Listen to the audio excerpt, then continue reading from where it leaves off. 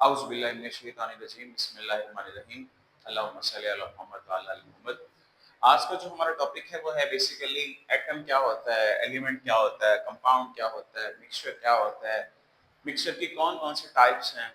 ठीक है, हमने आज इसको डिस्कस करना है। सबसे पहले हमारे पास है atom.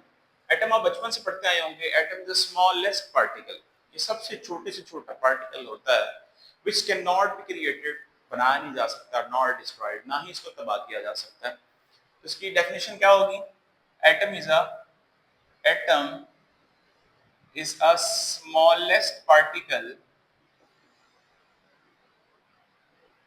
which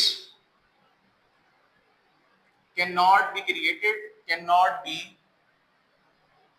created nor destroyed। इसके अलावा इसको हम अपनी आंखों से भी नहीं देख सकते, यानी कि नेकेड आई से हम नहीं देख सकते। It can not be seen with our naked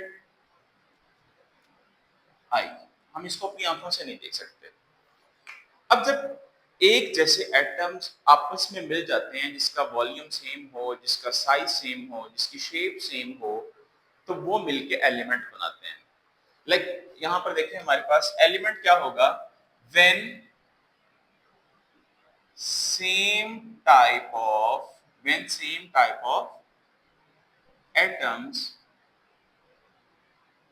join together कह लें, combine together कह लें, combine with each other कह लें, they will form एलिमेंट। इससे क्या बनता है? एलिमेंट बनता है। लाइक हमारे पास यहाँ पर देखें, ये एक एटम था जिसको हम नहीं देख सकते, जिसको हम थोड़ा सा बड़ा करके बनाते हैं। ये लेट्स सपोज हमारे पास एक एटम था जिसको हम नहीं देख सकते, हम इसको डिस्ट्रॉय नहीं कर सकते, इसकी कोई अपनी पहचान नहीं है, कोई शनाख्त नहीं है। लेकिन जैसे ही इसके साथ बिल्कुल सेम इस तरह के बाकी एलिमेंट्स एटम आके अटैच होंगे, तो ये क्या बन जाएगा? हमारे पास एलिमेंट बन जाएगा।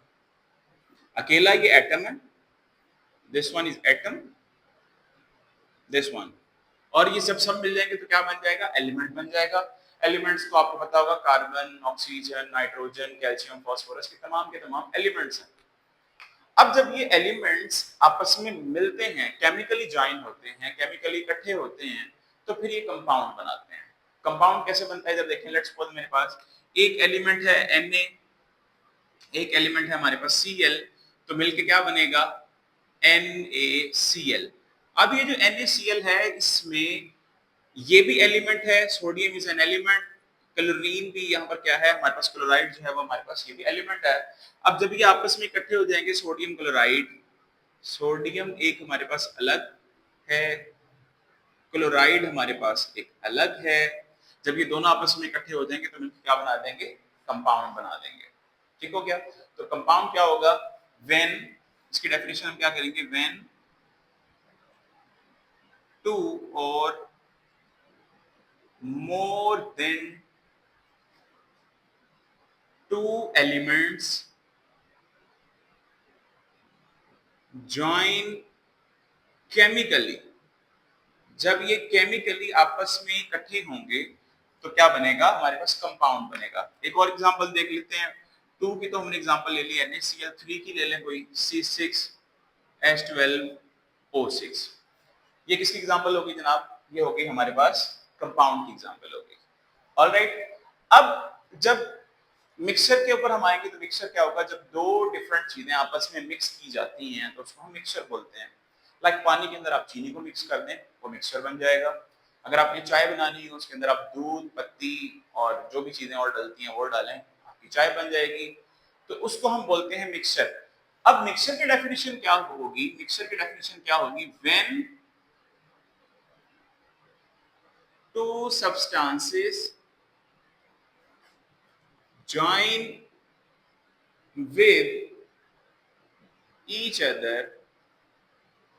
आप इसको ज्वाइन की जगह कंबाइन भी कह सकते हैं। Combine with each other physically.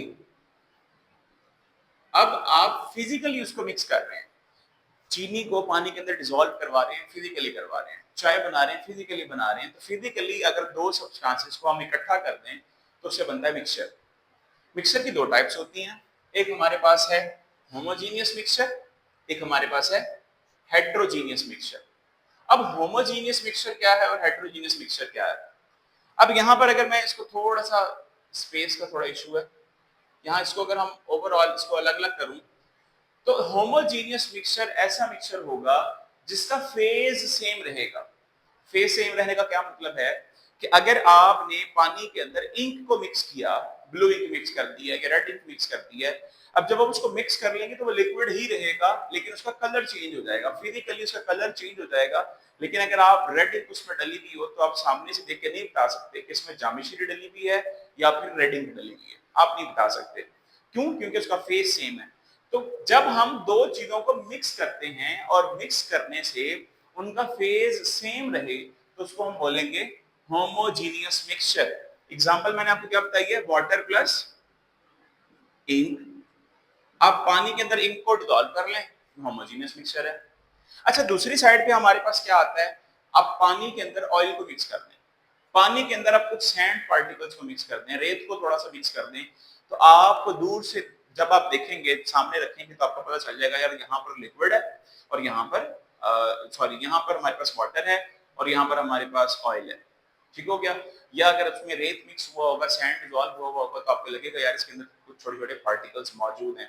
तो इसका मतलब है कि अब उसका फेज सेम नहीं रहा, उसका डिफरेंट फेज हो गया, चेंज हो गया उसका फेज। तो उसको हम बोलेंगे हेट्रोजीनियस मिक्सचर। ऐसा मिक्सचर जिसके अंदर फेज क्या हो जाए, डिफरेंट हो जाए, या एक दो या दो से ज्यादा फेज हो जाए उसके, उसको हम क्या बोलेंगे, हेट्रोजीनियस मिक्सचर। उसकी एग्जांपल क्या है, water plus sand particles, water plus आप कह लेंगे ऑयल।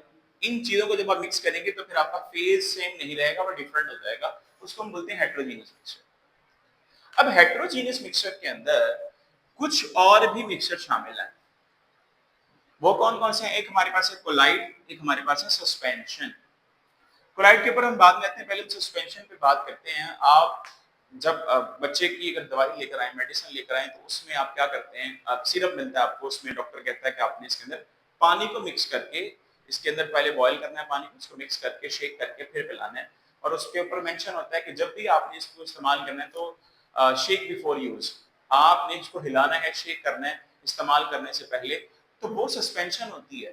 सस्पेंशन क्या होती है? सस्पेंशन भी दो चीजों का मिक्सचर होता है। वो जो दवाई है, पार्टिकल्स हैं, उसके पार्टिकल साइज थोड़ा सा बड़ा होता है, वो पार्टिकल्स हैं, उसमें आप पानी को मिक्स कर रहे हैं, उसको डिसॉल्व करवा रहे हैं, तो उसका मतलब है ये मिक्सचर है, दो चीजों का मिक्सचर है।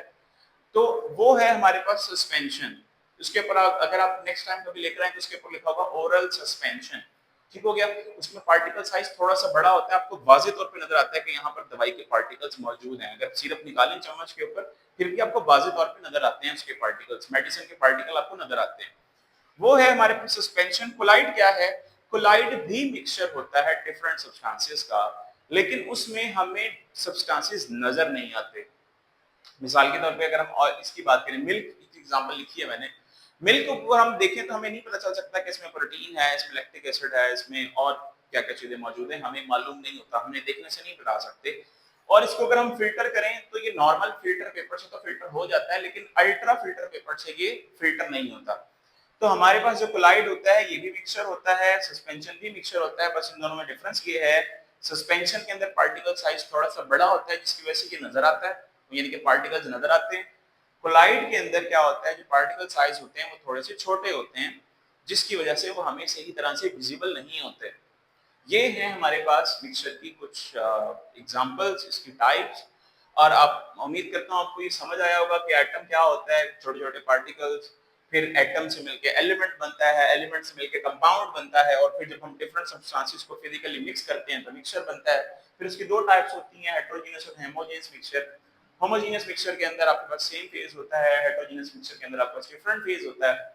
और फिर हेट्रोजीनियस मिक्सचर की ही बेसिकली ये टाइप्स हैं, कोलाइड और उसके बाद सस्पेंशन। कोलाइड का पार्टिकल साइज थोड़ा सा छोटा होता है, सस्पेंशन के पार्टिकल का साइज थोड़ा सा बड़ा होता है। उम्मीद करता हूँ आपका आज का लेक्चर समझ आया होगा।